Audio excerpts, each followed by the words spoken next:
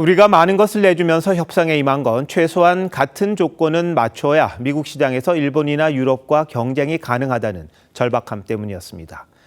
이번 협상에서 같은 관세율을 받으면서 최악은 면했지만 그동안 FTA 체결국으로 누려왔던 이점은 모두 사라졌습니다. 오연주 기자가 보도합니다. 현대차 기아는 지난 4월부터 부과된 25% 자동차 관세로 올해 2분기에 1조 6,142억 원의 손해를 봤습니다. 이번에 일본과 EU가 합의한 관세율 15%로 낮아지면서 관세 부담은 덜게 됐고 한국차만 손해보는 최악의 상황도 피했습니다. 하지만 기존의 우위를 점하던 가격 경쟁력은 사라졌습니다.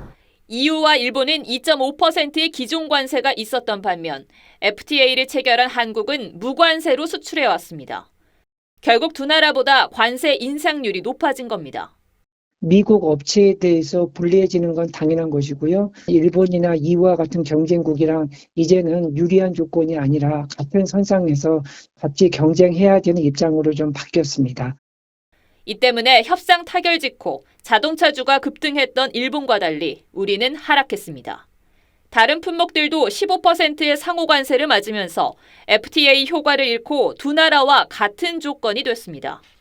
FTA라는 것이 상당히 많이 지금 흔들리고 있는 거죠. 체제 자체가 많이 바뀌고 있다 이렇게 이해를 하고 있습니다. 아쉬운 부분입니다. 철강, 알루미늄, 구리에 매겨진 50% 관세는 유지되면서 철강업계의 부담도 해소하지 못했습니다.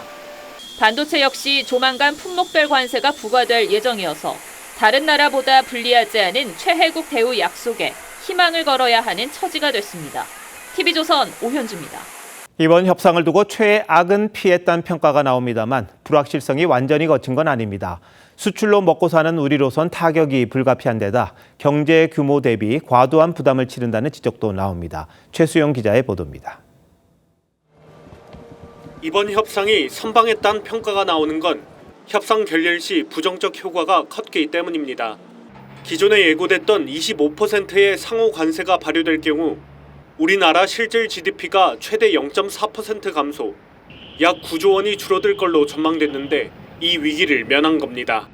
전체적으로는 긍정적이에요. 영국 빼고는 가장 낮은 관세율이 맞거든요. 15%면 굉장히 방어를 잘한 거라고.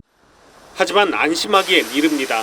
자동차와 철강 등 주요 수출 품목들이 무관세였다가 15에서 50% 세금을 부과해야 하는 만큼 수출 의존도가 높은 우리로선 타격이 불가피합니다.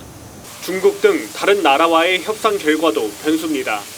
한국 기업들의 생산 기지가 있는 중국에 높은 관세가 부과되면 국내 공정에도 차질이 생겨 산업 전반의 생산량이 줄어들 가능성이 있습니다.